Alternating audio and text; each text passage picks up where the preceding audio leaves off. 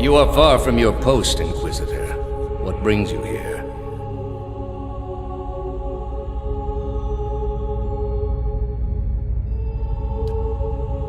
We are in a sanctum holy to Utica. There are others like it in service to the other gods. I come here often to pray for her counsel, and in this space I may be assured that she hears me.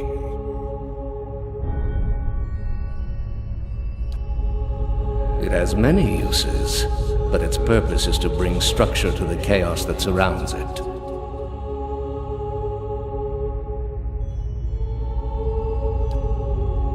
They are monuments to Udica's greatest servants among my people. I hope to join them myself one day, but my work is not yet complete. That woman sought only to destroy the foundations of peace and civility that my people sacrificed everything to build. The Inquisition was based on the need to cut the flesh from a rotting wound.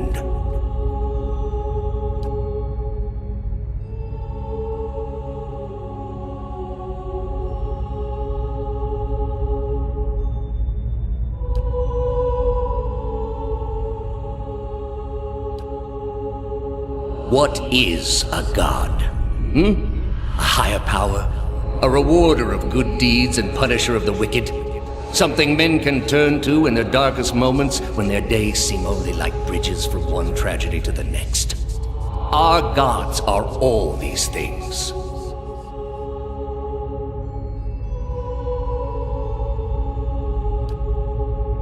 We are in a sacred place within earshot of the gods themselves. This is not the time.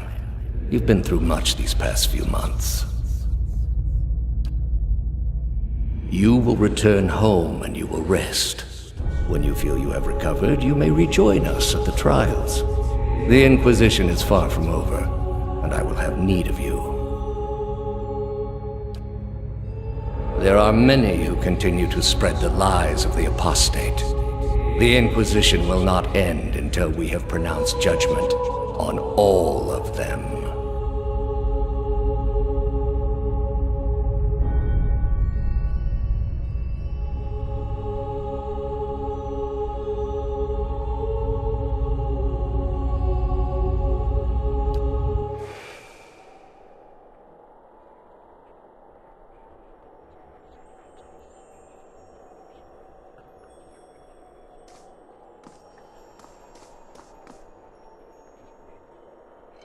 How did you find it? Another in a string of acts of petty defiance. For all her knowledge, she always preferred spite over reason. Then she should have obeyed. I ask one thing of all my followers. She was incapable. A waste of rare talent and intellect.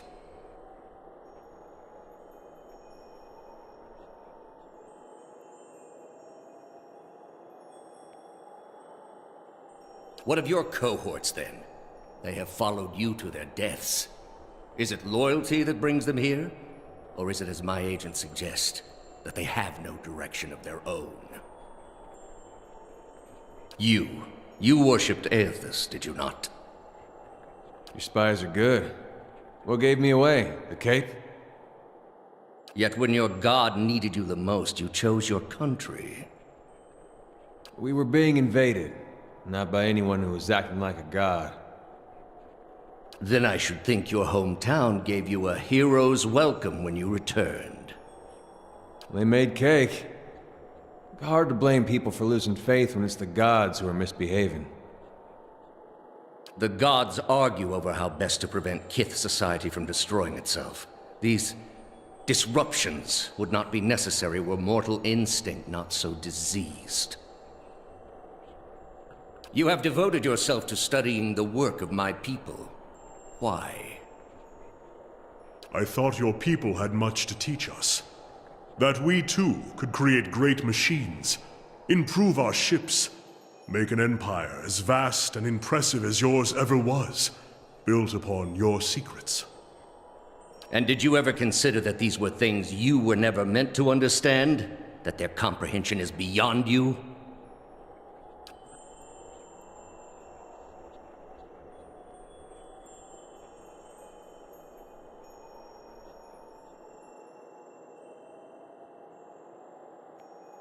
You are living in the time of my people, Amawa.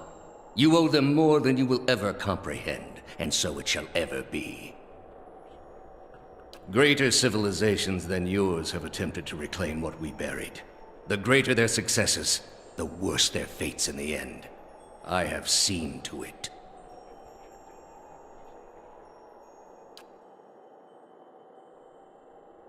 You built a weapon that delivered exactly as promised. I served my goddess as you did yours. Yet the other builders were slain, 11 of a dozen. Why not you? Were you somehow different? Redeemable in your god's sight? Whatever desire I had to be redeemed in her eyes was weakness, purged by the Watcher's sight. Or was it merely that your goddess wanted you dead as well, and your delusions of importance prevented you from seeing the obvious? A whore's beguiling charms, nothing more. But the spell's broke now, Thaos. The trial's over. I know friend from foe, and I've come here now to see a foe repaid. You were able to destroy a god because another god wished it. Without her hand to guide you, you could not strike at a god any more than you could strike the sky. You are impotent, and not just from the pox. I understand your Duke's bells gave you a mission. Their orders do not absolve me of my greater responsibility to the safety and well-being of the Republics.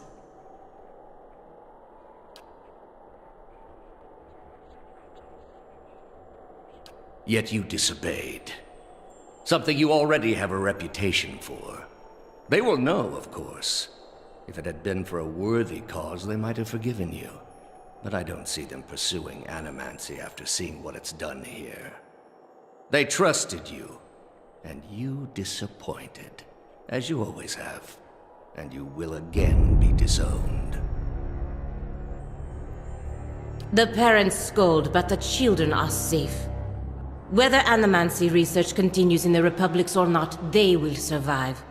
For now, that's enough. In any case, I wouldn't be so smug about my fate, Thaos. I imagine Woodica responds to disappointment much more severely than even my dukes. State your name and purpose, young acolyte. My name belonged to the gods and my hand to their service. No more. You serve none but yourself. Without contact with your order, you can have no higher purpose. Only the base concerns of the flesh. You have cast yourself from our ranks. And I should have done it years before. I'd rather live in uncertainty than servitude. And that uncertainty would lead you where it leads everyone. To doubt, to emptiness, to the many cruelties inspired by disbelief. You will have to forgive your Grandmaster for remaining skeptical of his initiate's choices. You are here because you are lost. The gods cannot reach everyone, I'm afraid. May you fare better in your next lives. I gather you have had your soul awakened. Why else would you shadow my footsteps like some stray mongrel? You think I have something to offer you, but our business was concluded long ago.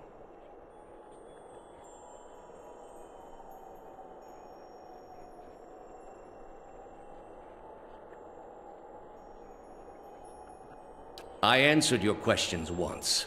That your soul is not fit to accept the answers is of little concern to me. I lied to no one. Not to you, not to anyone. The gods are real. They are everything we need them to be, and the world is better for it.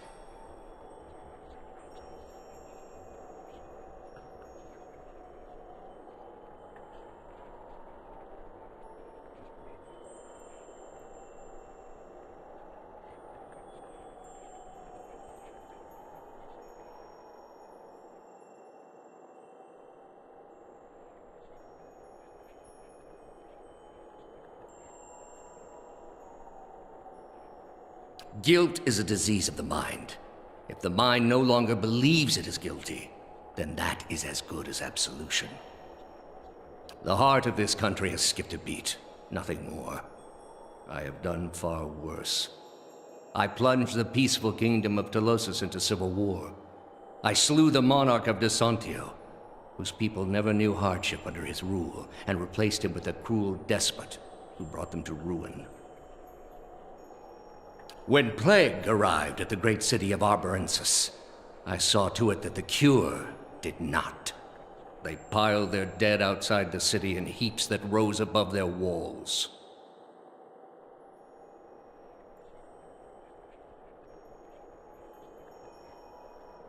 That's where you are mistaken. There was a time, back when your soul was still a shapeless mist, when the world believed only in false gods.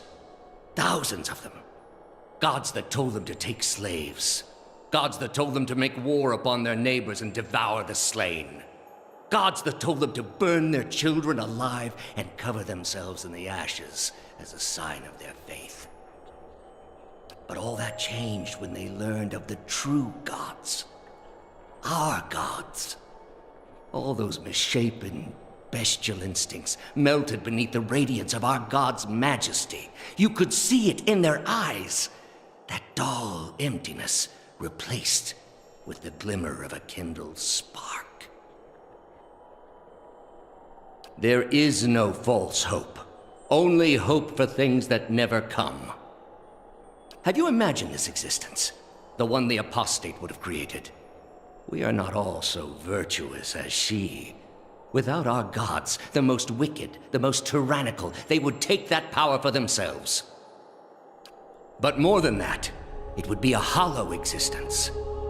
All mysteries forever unanswered. All purposes constructed from meaninglessness. No endings to bring closure. Only a wheel, turning without mercy, grinding our spirits to dust.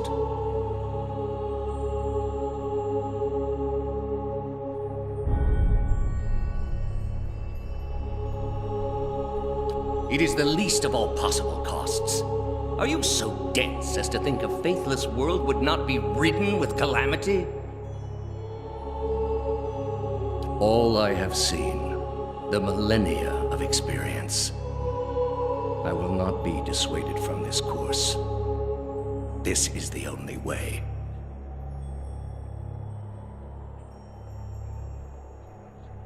We are all controlled by our own doubts. Better that we should be relieved of them. With your soul and thousands of others, I will see this world purged of its suffering. Hear me, Woodica. Your servant calls for aid.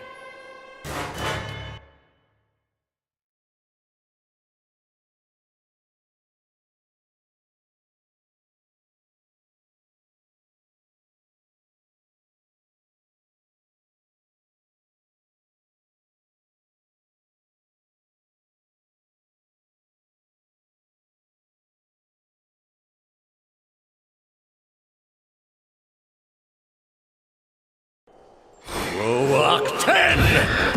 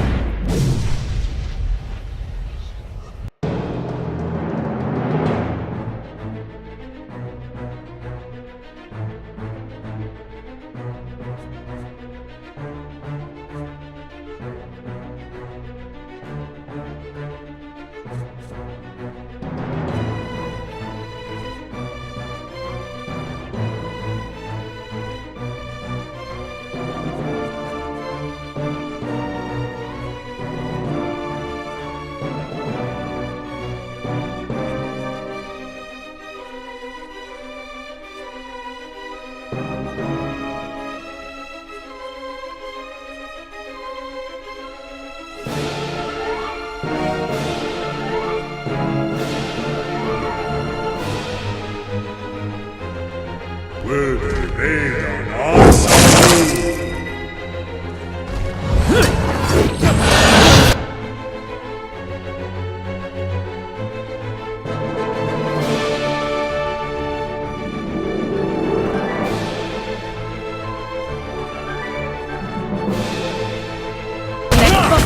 miserable bastard! Forgive me,